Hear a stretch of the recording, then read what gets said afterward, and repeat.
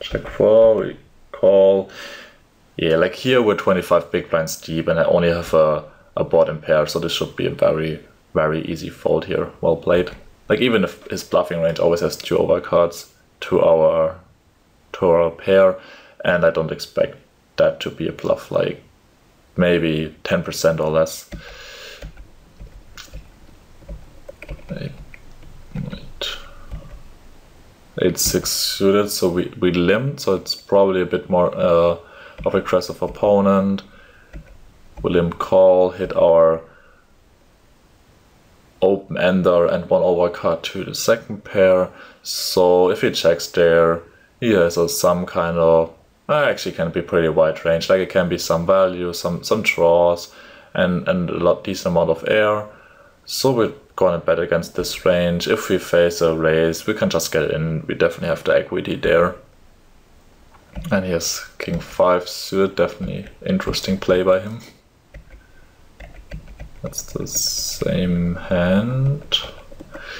King jack offsuit, raise it up, check behind here. I would just c-bet there. When we have a read as he's really check raising a lot. I think the check behind is fine though. Now we get a pot size lead, pretty polarized again. So we just call, like a 240 here. It depends so much on reads. If he's a bit more aggressive, and as hero was checking behind that flop, probably assume he is. I think that's a very easy call. Like we're only beat by queen x and some 2 pairs, maybe 5-6, but that's not too likely. So I think the call is fine here.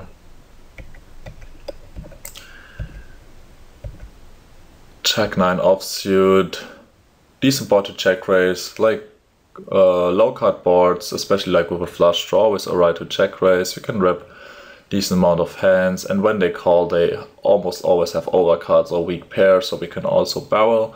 And here we also have 2 overcards. So overall, I think that's a pretty decent check raising spot.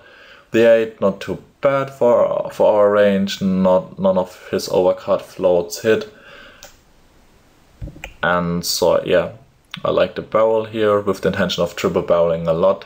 Of course, like the fold equity on turn isn't that great right away, because he always, oftentimes he has still a pair you can call, or he has 1 card flush draw picked up.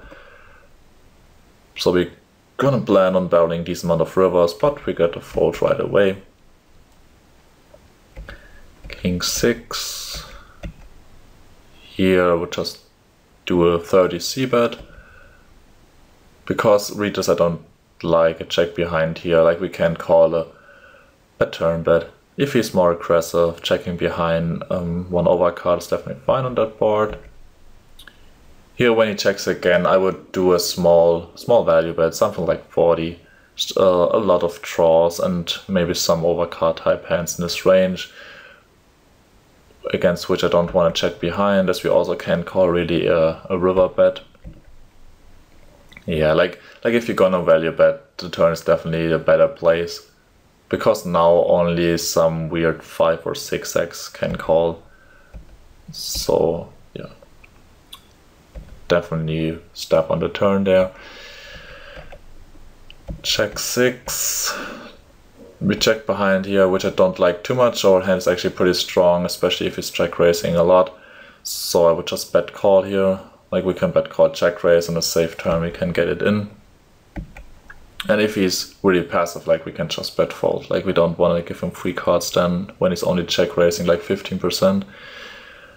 When he's betting 90, of course we have to call. And on the ace, yeah, that should be a pretty standard play. Like if we check behind such a hand and it's like a deuce and an ace, which really doesn't complete a lot of stuff, we have to call down there, so well played.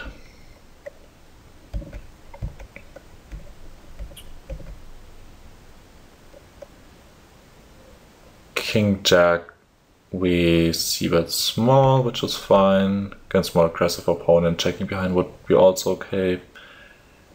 Now we hit our flush draw. We're not folding out a 7, even a 3 is not too likely we fold out, and also not a lot of 3s are calling pre-flop.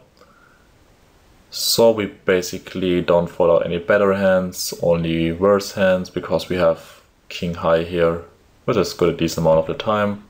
And we also have a flush draw, so I like to check behind. Then he bets 140 on the river. That's super polarized here, like it can be like an ace high flush isn't too likely unless he's calling a decent amount of low X aces. King X, flush draw definitely possible. Usually don't see that sizing with it. Also full house is possible. So here it really depends on your reads. Like even if you have only 5 or 7 heads, like if they're all passive, I think it's okay to fold. Like that's usually not a board passive people like to bluff at because they're afraid of so much stuff here.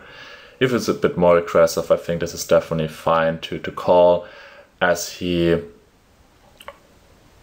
definitely can bluff because we check behind a turn, and then the river is really scary for our range. Like we can't really call you very often, so it really depends on the reads. 9-5 suited. Here is actually a decent board to lead even readless. Like here I would bet fold, probably something like 60. He has a pretty wide calling range on such a board when we donk here, but I don't expect a readless or passive guy to check to raise our donk here with a weak hand. But on the other hand, if we check here readless, or when he doesn't have a high c-bet percentage, he's probably checking behind most of the time on such a board, which we really don't like. So I would just lead out there. When the ace hit, definitely gonna check call. And on the 5, I would just give up against another bet. If he's not gonna c-bet that board as a bluff, he's not too likely to bet the turn and then bet this river as a bluff.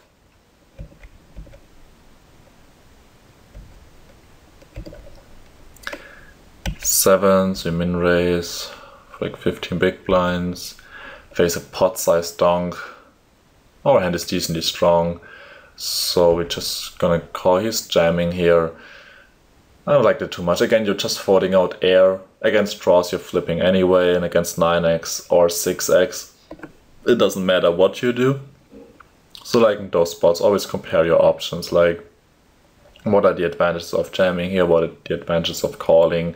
And here against a pot-sized donk, it's pretty polarized. Like either it's a hand he's getting in anyway, or it's a bluffing hand. Like against a value range, doesn't matter what we do, and against this bluffing range, calling is definitely a better option, as we're just folding out this range if we jam here.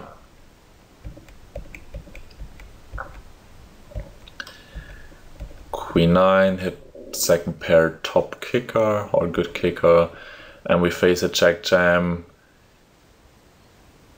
Usually it's a snap call. If you have some read that he's really passive, then I think it's fine to fold too. Like it can be then actually a lot of aces, like passive people even call like ace 9 type hands.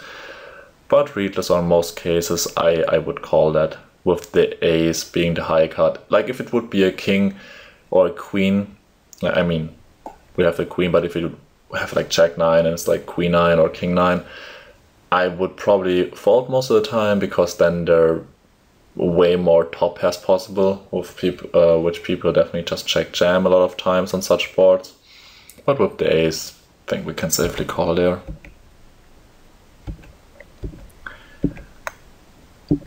Ten 7, readless or against someone passive, a standard c-bet. If he's more aggressive or reg, I will definitely check behind here with top pair and a gut shot and a backdoor flush draw. So this plays really well if you check behind, and we don't want to bet our entire air range here. Like you can't just check then like 8x, 6x and some ace high type hands and air, because then you can get easily exploited. So you also have to check behind some stronger hands as well. And with a top pair with a gut shot and a backdoor flush draw, I think it's a perfect hand for a jack behind then. If you face a raise, again, hero's jamming here, which I don't like. Like when he's check raising here, it can be some bluffs. a decent amount of draws, and of course a lot of very strong hands.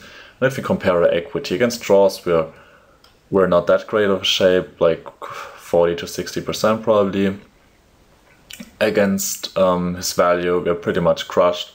Like, he's got so many 2 pairs, straights, better 10x, and we're really only good against some 8x. And on that board, his maximum we have like king 8, even queen 8 is like not too likely. Of course it can happen, so queen 8 and king 8 maybe, but it's the only 2 hands we're really good against. And plus we're folding out. But if we call here and the turn doesn't hit, like, we're getting like 20% over draws, so we're gaining a huge amount of equity against them. And if the draws hit and he continues to barrel, like if for example there's a 3 of clubs and he continues to barrel big, we can just easily fold actually, because then his range actually even more stronger. And unless he's really aggressive, we can easily fold. Of course, if he's really aggressive, then we can just call down still. Like, against a really aggressive one, you also don't want to jam because you fold out too many of his bluffs. So overall, especially with the gut shot, I don't think there's any point in jamming there.